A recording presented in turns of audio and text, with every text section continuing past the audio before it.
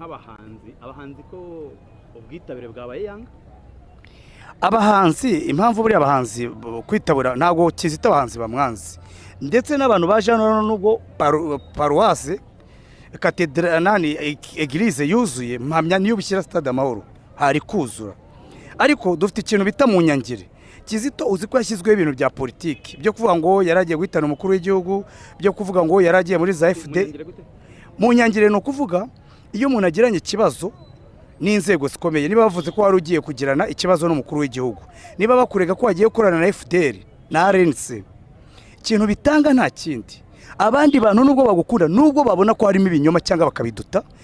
baranga bakigira ku ruhare uko wakubona nk'umuhanzi ujemo kano kanya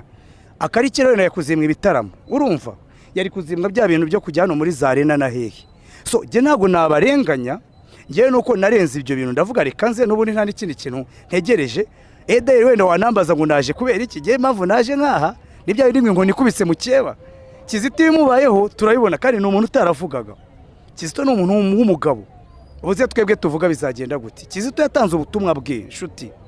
atanga ubutumwa bwe yizeye ubutagatifu yizeye Imana yemera kandi ni ibintu biteye n'intimba sinzi ko nabikubwira bino bintu n'igihe wibaza niba Imana ikibaho ese Imana iba mu Rwanda cyangwa ntago ikibaho niba iriho niyigaragaza Imana niba iriho izahorere icyatumye cyose Kizito Mihigo abura ubuzima ya murakoze cyane nako karasira reka tuvuge natwe arindira gatoya imeze gute